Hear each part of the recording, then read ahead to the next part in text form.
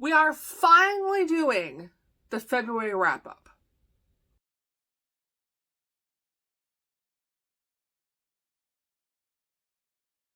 Hey everyone, it's Mary. Welcome back to my channel, and we are finally doing a February wrap-up. I know I took forever to get this posted. It's like gonna be mid-March before Mary gets her wrap-up posted, but it's okay. Look, I only read 5 books for February, so this should be kind of a quick video, I hope, maybe. And I had some really good books in February and some not so good books in February. The last few, which are ones that are the reason why I did my previous video. So if you missed yesterday's video, then, click on up there. Alright guys, so let's jump into the 5 books I read. We're going to start with my DNF. I ended up DNFing one book in February, which was this one, Sing Me to Sleep by R.M. Virtues. This is a book that was recommended to me by someone. And I can't remember who recommended it to me, but it's a shorter story. It's like a novella-length book. And they were like, it's paranormal, and it's kind of creepy, but I think you'll like it anyway. Y'all, I got like 2 or 3 chapters into this, and I was like, I am out. Nothing wrong with it, but just not my cup of tea. So first of all, it's a demon and a human, which first of all is not something I would typically read. And second of all, it is I don't remember what's an incubus or succubus, but it's the demon that sleeps with people to get their energy. I've read this in books before. Don't care for this particular plot, but it is basically a demon who like sleeps with you to steal your energy. So it's very like consent, non-consent, because he's pinning you down to suck your energy out, but then makes you think you want to sleep with him. So it kind of had like a consent, non-consent vibe. And also it's like a straight up demon with like horns and a tail. And I was like, I am so out. That's not attractive to me. Like, no. So I DNF'd it, and look, I'm not judging you if you like demon romance. I don't care for it, so I was like, I can't do it. DNF'd it. Alright, on to the books that actually finished, and the first one is Wrong by Adelaide Forrest. This is another one that I had a hard time with. I did finish this one because I wanted to see how it ended, and it ended okay. But it's actually a very similar plot to another book I read later on in the month. So I'm going to try to get these two kind of out of the way, so then they'll talk about the good books last. But this one was not my cup of tea because it was very taboo. So I gave this one 2 stars. And it is basically this guy who is has a best friend, and his best friend has a daughter who's like college age at this point. And as she has gotten older, he has developed a crush on her. So you have to figure this guy's... She's like, what, 19, 20, 21 maybe? So he's college age. And he's probably, I would assume, at minimum in his late 40s, maybe his early 50s, something like that. So he has this massive crush on her, but never acts on it because obviously it's his best friend's daughter, so he's not stupid and gonna like get himself in trouble with that. But he ends up having these like fantasies about her, so he's a member of this club, can't remember the name of the club, and basically the club will help you act out your fantasies. So he's contacted that this woman chose him to act out her fantasy, and it's a rape fantasy. She has this fantasy of him kidnapping her, taking her back to the club, and forcing her into sleeping with him. So he agrees to it because the woman's description on the page is very similar to Everly, who's the daughter. I can't remember his name, but her name's Everly.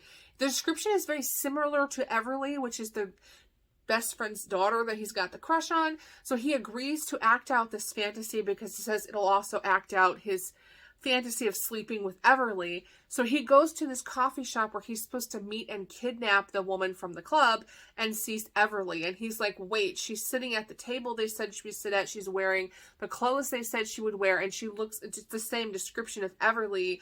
So this must be what she's been wanting of me all along. So he kidnaps the girl, does this rape fantasy with her, only to find out that she was not the girl from the club, that he actually like literally kidnapped and raped his best friend's daughter. Now this is twisted around. I almost DNF'd. Okay, first of all, I almost DNF'd the book. I was like, I am done. Rape is not sexy. I'm out. But then I was like, I gotta read and see how this author turns it around. She does turn it around, but I didn't like the book. I mean, I had a really hard time getting past it. It's kind of like the Luke Laura storyline from General Hospital back in the 80s and 70s. Like, I could not get past it. I gave it 2 stars. But, like, I really think it should have been like he finds out in the middle of the act before he actually commits to the full act. And then they had to work past that. But it was like a full on, like, he forces her. And the whole time, like, it's excused because he thinks that she's acting out the fantasy, but in real life, she is really actually being forced. And she realizes it's her father's best friend. So not only is this traumatizing to her because, hello, you're being raped, but she realizes mid-act that she's being raped by this man who she considers like an uncle to her. I was like, absolutely not. I gave it 2 stars. Yeah. And then to follow that one up with a very similar trope, because both of these books are recommended to me by a friend who was like, it's consent, non-consent that's done well. And I thought, after this one, I was like, oh, I don't know. Because the second one is a very similar plot, and I almost was like, I'm not going to read it, but I gave it a chance. It's Dr. Daddy by Sofia T. Summers, and it's an extremely similar plot. So it's the same storyline. You have this guy who has a best friend who has a daughter that he has a crush on. They've never acted on it. And she has been trying to kind of flirt with him and push him into a relationship. But he's like, no, you're my best friend's daughter. We can't do that. So he never acts on it. Well, then one day there's this big masquerade ball party at some private club that her dad is a member of. And so she decides to sneak in and go to this masquerade party. And the plot was very like unrealistic, first of all, because he's supposed to have known this girl for his whole entire life. And she's basically just wearing a mask that covers her eyes. Like, I'm sorry. You couldn't tell it was her. It's her hair, it's her body, it's her mouth, and her voice. But you couldn't tell it was her because she had a mask covering her eyes. I don't buy it. Don't buy it. But basically, she ends up going to this masquerade party, and she sleeps with him. And they have this fabulous night together where she keeps the mask on the whole time, and he never knows it's her. Anyway, and lo and behold, she ends up pregnant. But y'all, she doesn't just end up pregnant with one child. No, she doesn't end up pregnant with twins. Oh no, we are gonna go big, or we are gonna go home. She ends up pregnant with triplets. Really? I was like, really? Triplets? You couldn't have just had it been like a normal baby. Has to be triplets. And at this point, dude still doesn't know that she's the one who slept with him. So he steps up and he's like, me and your dad are going to help you through this pregnancy. And he decides to be her doctor, her OBGYN, because he's an OBGYN in real life. Okay, first of all, I'm pretty sure you're not allowed to do that because you're not supposed to have a doctor that is a friend or a close relative. I also don't think most insurance companies in the United States will pay for the doctor to do services on you. But anyway, long story short, he decides to be her OBGYN because let's make it even more complicated. He has to see her weekly, again, not normal unless you have a high-risk pregnancy and you're at the end of your pregnancy. No one questions that. I would have questioned that, especially since he's a family friend. Just saying. Then she thanks him for helping by naming one of the triplets after him. No red flags there? None? You're not questioning the fact that she's naming a child after you and that you helped pick names for these children? You didn't be like, oh, hey, why am I helping you with that? Not a red flag. But let's make it even better. When the father finally does find out, because, eventually he finds out these are his kids and all that, and then her dad finds out and is, pissed, because who wouldn't be pissed? But then, he just magically gets over it and everybody lives happily ever after, 2 days later. So, look, I'm not saying it's not entertaining. I 100% was like, I'm reading this book. Yeah, I'm flipping pages. I was all like, I know what happens. This is the craziest crap I've read in a while. It's like a soap opera. So I'm not saying it wasn't entertaining. Definitely entertaining. Definitely a quick read. I got it read in just a couple hours. It's not a very long book. But I was just like, wow, this one's really it's a little bit like a soap opera. So anyways, I gave this one 2.5 stars. Not my favorite book in the world. a very similar plot to the first one, only no raping, but I just really thought that she was super naive, and this guy was kind of dumb. The guy was kind of dumb. Like, how did you not figure out these are your kids? I don't know. It was still very entertaining. I still recommend it if you want a quick read, but I was kind of annoyed with some things, so I gave it 2.5 stars. And then on to my gems of the month. Y'all, I am in love with Karina Halle and her whole Nordic Kings, or Nordic Royals, sorry, series. I love them. I read the first book, which was like the Nordic King, last month, January, on an audiobook, and realized it was like the third book of a series. So I was like, well, crap, now I gotta go back and read everything else. So I went back and read the rest of the books. You guys, I love these books. They're so good. They kind of remind me of like a slightly steamier Hallmark movie. Like if Hallmark movie was on like HBO, it would be Karina Halle's Nordic Royal series. I am in love with them.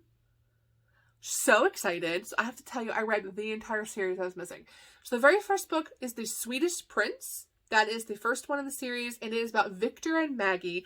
This one's adorable. So Victor is obviously a prince of Sweden, and he has a brother that just died. So he's upset and he's not happy about royalty. He's going through some stuff.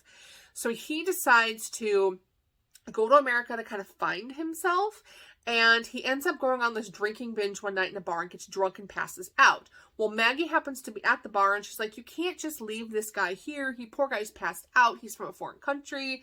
He's under like a fake name because he's undercover, so she doesn't know who he is, but she knows he's from a foreign country. He's Swedish, and she's like, I'm taking him back to the house because I don't want him to like die or whatever. Well, Maggie's story is that she is a young woman who is raising her younger brothers and sisters after her parents are murdered. So she is like taking on the role of a parent to younger siblings. She's got her hands full. She's working a couple jobs to make ends meet, and she's exhausted. So she takes this guy in. Her brother's like, you're crazy. But they nurse him back to health and everything, and they hit it off. And he ends up going through America for the couple weeks he's there, spending time with her. The two of them end up forming a relationship. They have feelings for each other. And then she later finds out that he is actually the Prince of Sweden. And so all that kind of goes on. They go their separate ways. And then they realize that we love each other and they want to be together. And so she ends up going over to Sweden to meet his family. And here's where it got good. Anybody who remembers that movie, The Prince and Me, was it Julia Stiles? And I can't remember the dude's name, but he was hot. He was hot stuff. It has that vibe. Like, not the same plot, but it has the same feeling of The Prince and Me, of like the American girl going to the palace, and the parents don't really know they like her, and the people are kind of questioning about her, and they have these really cute romantic scenes, and then she's like, I can't do this, I can't do royalty and all that. It has the same feeling. So if you love The Prince and Me, this has a lot of the same feelings. I'm not going to tell you how it ends, but I really don't have to, because it's a romance novel, so you'd know they end up together because it's a romance novel. But I loved this, and I gave this one 5 stars. Then I read book 2, which is about Magnus, which I remember Magnus because he was in The Nordic King, but I didn't know his story until now. So I read it. This one is called The Wild Heir, and this is book 2 of the Nordic Royal series. You have Magnus and Princess Isabella. Now, Magnus is this bad boy. I can't remember he's prince. Did they say Norway? He's Prince of Norway. So Magnus is the Prince of Norway, and he is this wild child. Like, he's reckless. He's always like doing all these crazy things. He's into all these like dangerous sports and things like that. And he's known as being a wild and reckless dude. Well, it ends up coming back to bite him in the butt because a former fling ends up leaking a sex tape. So all of a sudden there's this sex tape rolling around of the Prince of Norway in the sheets with somebody, and it becomes this huge scandal, and his parents like, look, you have got to settle down. You got to quit being this playboy, reckless dude. You need to just settle down and get married and get your crap together. So they give him a list of suitable brides, and he has to pick a suitable bride from this list. And he chooses Princess Isabella of Liechtenstein. And Isabella has no idea that that's why she's going to this dinner party. Her dad calls her and he's like, hey, I need you to go to see the, King and Queen of Norway. You're going to have dinner with them and their son and their daughters or whatever. And I need you to do this for me, but he doesn't tell her why. So there's this really cute dinner scene where they're all like asking her all these questions, and she's like, these people are like really intrusive. What the heck? I thought this was like a formal dinner. She's trying to figure out why they're asking her opinion on all these weird things. And then it finally comes out to the family, like she has no idea why she's here. And she's like, oh, you're here because we're trying to form a marriage contract. And she's like, what? A marriage contract? I don't want to get married. So it's really cute watching the two of them kind of like play off each other, because while he's kind of like reckless and wild, she's very like demure and sweet and, you know, proper. And so they're total opposites. But then as the story goes along, you really see them kind of dig into each other. So she's not as proper as she pretends to be. She has a lot of ideas that just no one in her family is willing to hear. And Magnus, although he's this wild child, really does love his family and have respect for the monarchy. He just doesn't relay it well. So I liked the two of them. I did give this one like 4.5 stars instead of 5, because I do feel like Princess Isabella was just a little bit like naive for her age. She read very young, which I didn't like. But other than that, I loved this book. I think this whole series is so fun. And then I followed up with the 4th book in the Nordic Royals series. And I don't know if this is all the books or if she's going to have more coming out, but this is all the ones that are out. There's 4 books. And this one is about the sister of Axel, who's in book 3. And this one is called The Royal Rogue. This one is about Princess Stella, who's Axel's younger sister. Is she older sister or younger? He's her sister. I don't know if she's older or younger, but she's the sister. And the guy in the story is Orlando of Monaco. So the way it works is that Stella is a single mother because her husband divorced her after like cheating on her. It was a big scandal because, you know, royalty don't get divorced. And it was a big scandal. So now she's a single mother. Orlando of Monaco, who's the prince there, is also kind of scandalous in that Monaco basically relies on him having a son. If he doesn't have a son, then it loses its status and goes to like another country or something. Look, I don't know politics. He has to marry and produce an heir, or they lose the monarchy. So his family is visiting Stella's family, because apparently that's what royal families do. I don't know. There's a whole slew of like commentary in there about how royal families like to visit each other. Whatever, it's fine. They end up having this like 3-4 days or something affair where like the family comes to visit, and these two are like instantly attracted to each other. So they are just like a banging machine for like 3 to 4 days, cannot get enough of each other, and then are like, okay, peace out, have a great life. But she ends up pregnant, because why not? Let's have a surprise baby trope. She ends up pregnant, and then, oh crap, now what? Because we're not married, we're royalty. This is not going to look good for either one of our families. But his family is like super excited because he needs an heir anyway. The plot twist, or not really a plot twist, but the caveat in this is that he is engaged to another woman who he has been with for several years.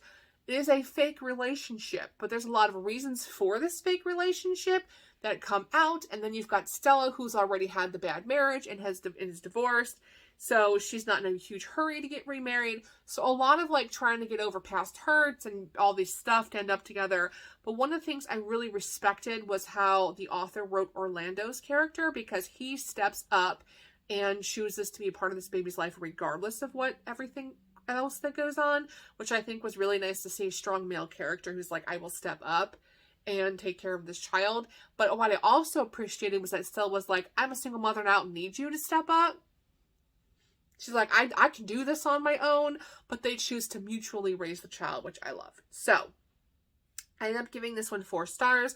The reason I gave this one 4 stars was I was a little bit pissed at the hero, Orlando, for all the reasons why I loved him at the end of the book. I wanted to smack him upside the head for most of the book, because I'm like, dude, you have a fiance. She might be a fake fiance, but she's a fiance. You're kind of a jerk. So, I don't know. But if you have not read the Nordic Royals series, I love these. I actually would really love to see these turned into like a Hallmark movie. They're pretty steamy, so they'd have to take out some of the love scenes. But like, wouldn't this be cute? Like Lifetime, Hallmark, I'll even take a Netflix movie at this point.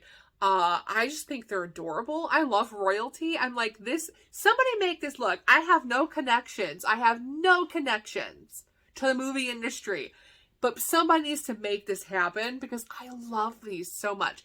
They had such a feel of a Hallmark movie, or like all those cheesy royalty movies that were like every girl's fantasy back in like the early 2000s when we all wanted to marry Prince William. I am here for it. I love it. You guys need to read Karina Halle's Nordic Royal series. I'm going to shut up about it. Okay, I'm done. That was my 5 books and 1 DNF for February. Okay, there was a lot of hands in this one. Love y'all. I will see you next week. Bye!